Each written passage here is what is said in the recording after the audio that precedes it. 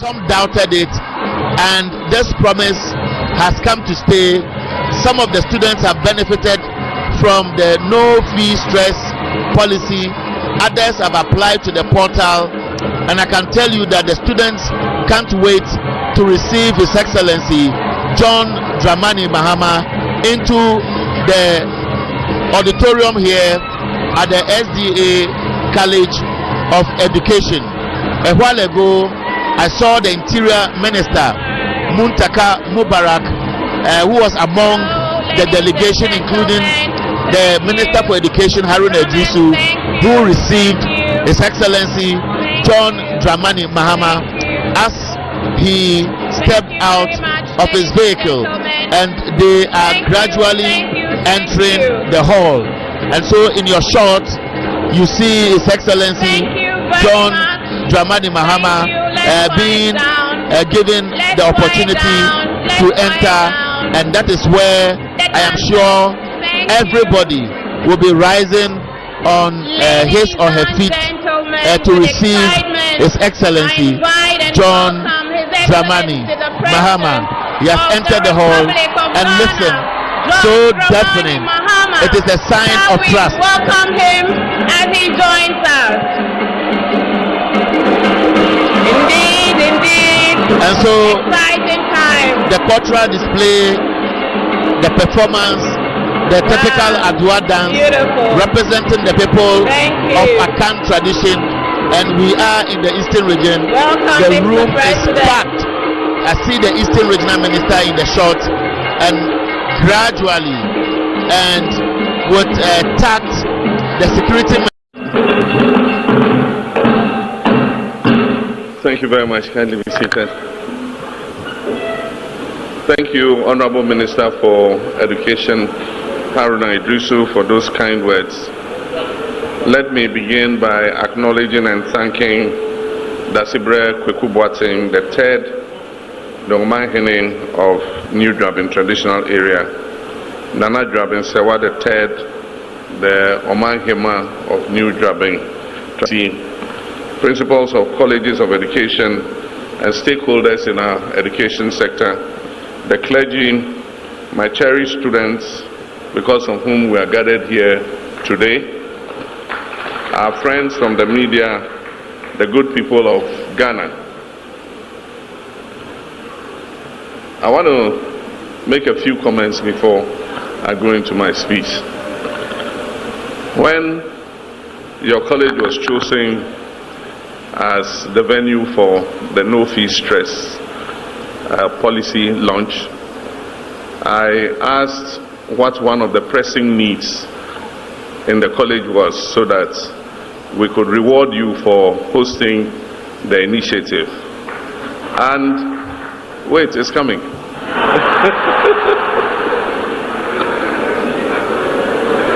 And I was told that you are in dire need of a male hostel.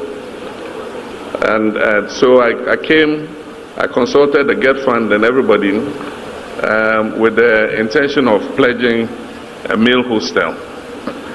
When your principal spoke, he said the priority need is a multipurpose lecture hall and auditorium.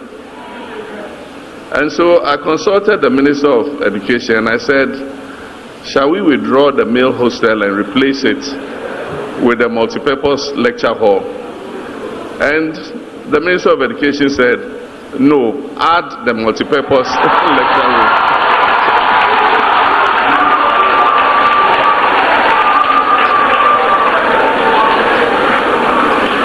So allocation, luckily the Get Fund boss is here. So allocation is going to be made in their next budget for a male hostel and a multipurpose lecture. In addition, your principal raised the issue of mobility, vehicles.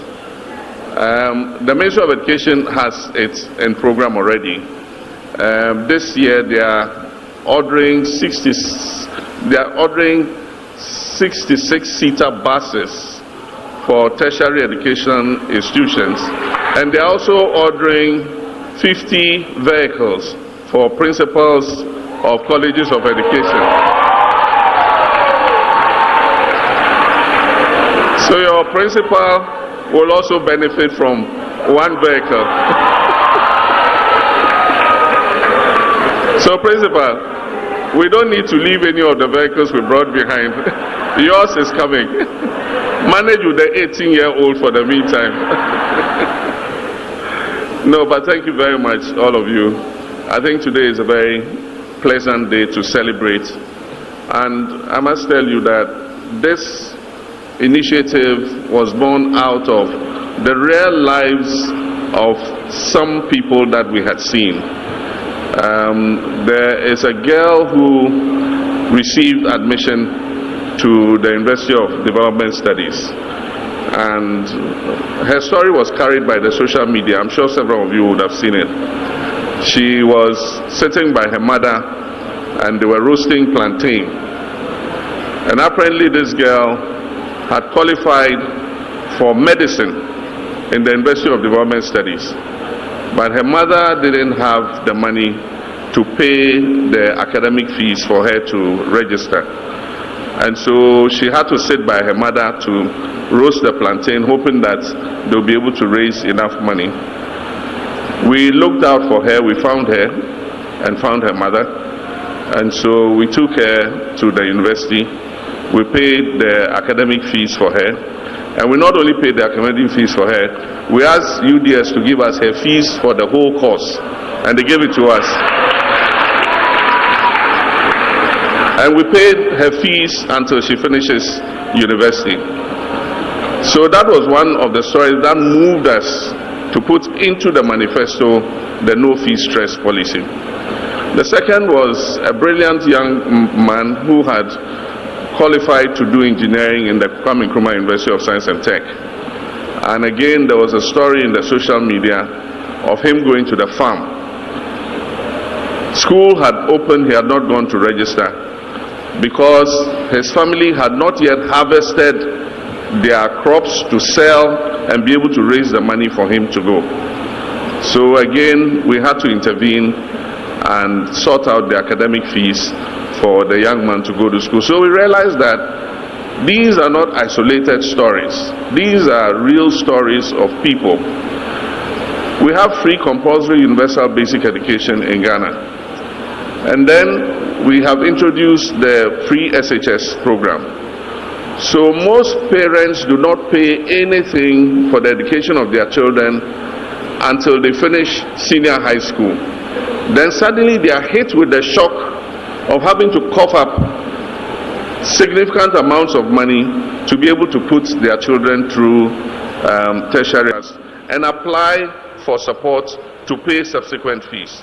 So that was the thinking that went into the no fee stress policy. And I'm very happy that we are here today to launch it.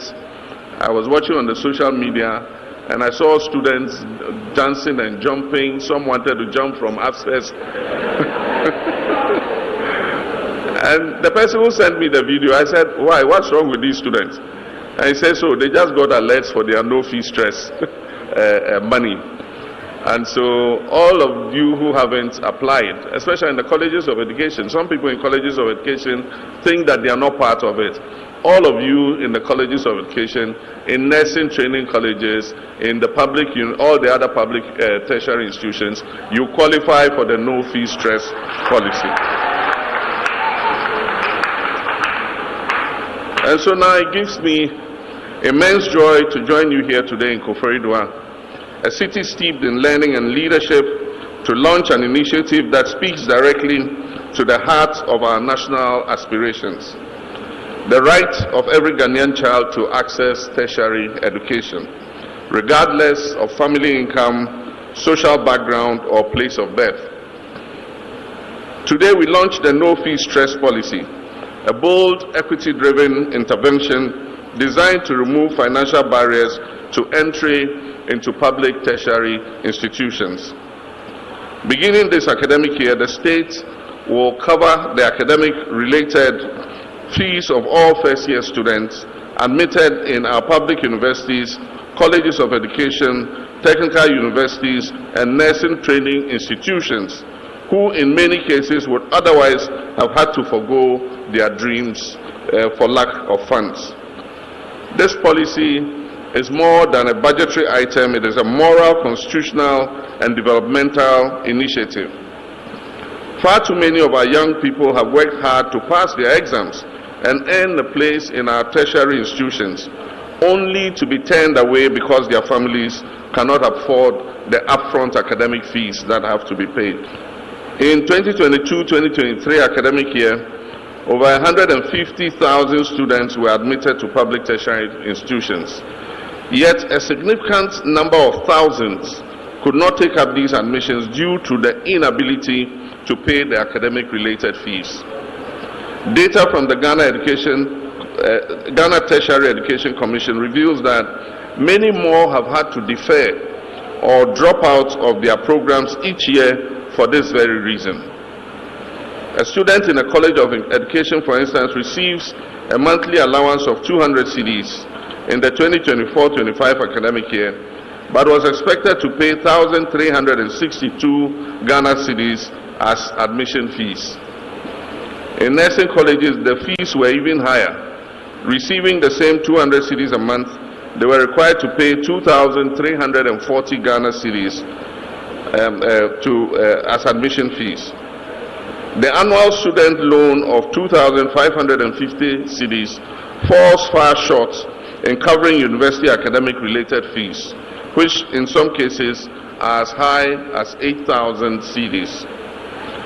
And the tragedy is that they are required to pay these fees when they have not yet had the opportunity to register for the student loan scheme. These are not just statistics. Behind each number I mentioned is a face and a dream deferred. Tertiary education is not just about a certificate. It is the engine that powers a modern society. It is the engine that creates teachers, doctors, engineers, scientists, entrepreneurs, and public servants. It spurs innovation, it deepens civic responsibility, and fosters national identity. According to the World Bank, every additional year of tertiary education increases an individual's earning by up to 17% in developing countries. And yet, according to the 2021 Population and Housing Census of Ghana, only 18% of Ghanaians aged 18 and above have completed tertiary education. This means over 80% of our adult population lacks post-secondary qualification.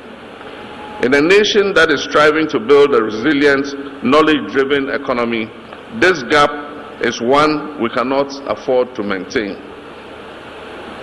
The no-fee stress policy has been designed with deliberate inclusivity and scalability. Its key components include the no academic fees policy. Under this policy, the government will cover the academic-related fees for all first-year students admitted to public tertiary institutions. Then the second of the no-fee stress policy is the Student Loan Plus initiative. This is a restructured financing model that provides enhanced support for continuing students with expanded eligibility and simplified access. And as you were just informed, next year the money allocated to the student loan scheme is going to be doubled. And so you will also expect a doubling of your student loan. Then we also have the free tertiary education for persons with disability. To ensure full inclusion and compliance with our obligations under the Disability Act, all persons with disability shall have free tertiary education from first year until they complete.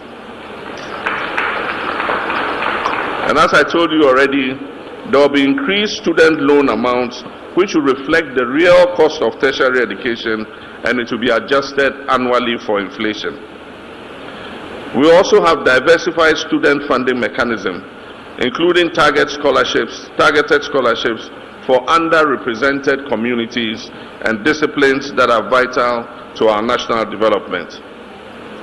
In addition, students in fee-paying programs without regular track equivalents will receive a reimbursement of up to 2,500 cedis for their academic fees. Ladies and gentlemen, this policy is complementary, it's not substitutionary. It does not replace existing allowances and loans, but it lightens the heaviest burden, that is the cost of entry, that keeps thousands of brilliant students outside the gates of institutions like this. This policy is not about welfare, it is about fairness. It is about restoring dignity to the Ghanaian student. It is about affirming that the right to education is not a privilege for only the wealthy, but it's a shared national inheritance. Education is the grand equalizer. It bridges the gap between where a child is born and what the child can become. This policy ensures that geographical location, gender, disability, or socio-economic background will no longer determine who can sit in a university lecture hall. Across the world, countries are embracing the value of publicly supported tertiary education. In Germany, public universities charge no tuition fees, not even for most international students. In Norway, Finland, and Scotland, all these countries have adopted similar models, recognizing that education is not a cost to be feared, but it is an investment to be protected. These countries have, as a result, developed highly skilled populations, reduced youth unemployment, and increased social mobility and enhanced civic engagement. Ghana must not be left behind. We must prioritize our people's intellectual capital as our greatest asset. Let me use this occasion to call upon all our stakeholders. To my students, this opportunity is yours to seize. Focus, excel, and commit yourselves to serving your nation, Ghana.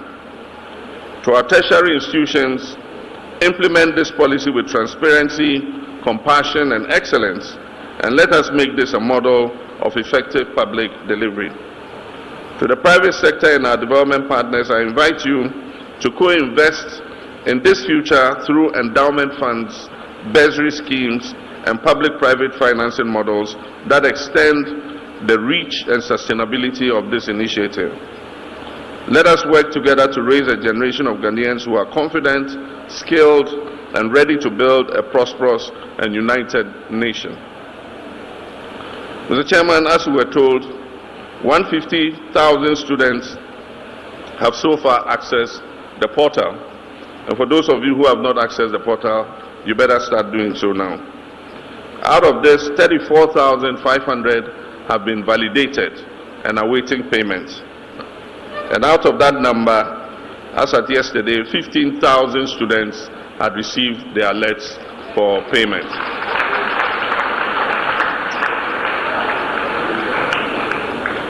This is just the beginning.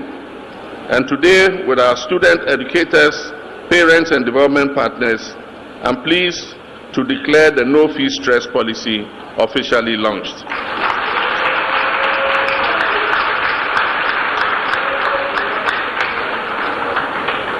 Let it be known across this land that from today no Ghanaian child will be denied entry into tertiary education simply because they cannot afford the academic fees.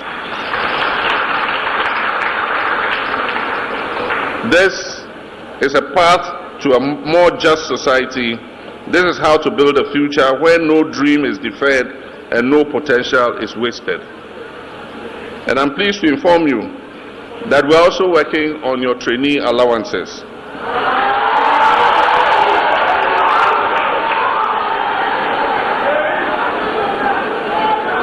And soon you will start receiving alerts for your trainee allowances too.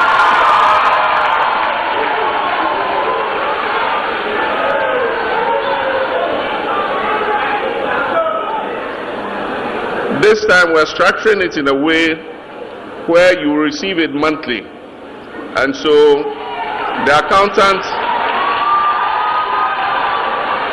you let me finish.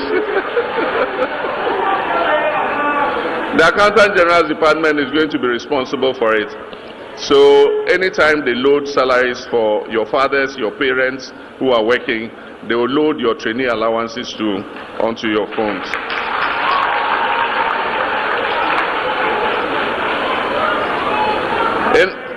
In conclusion, in launching this initiative, we also fulfill our constitutional mandate under Article 38(3) of the 1992 Constitution, which enjoins the state to provide equal access to university or equivalent education to all Ghanaians. We are building a Ghana where opportunity is not inherited but created, a Ghana where education is not rationed by class or by cash, but granted by merit and upheld by the collective will of our people. And so I pray that God bless the youth of Ghana, may God bless our institutions, and may God bless our homeland Ghana.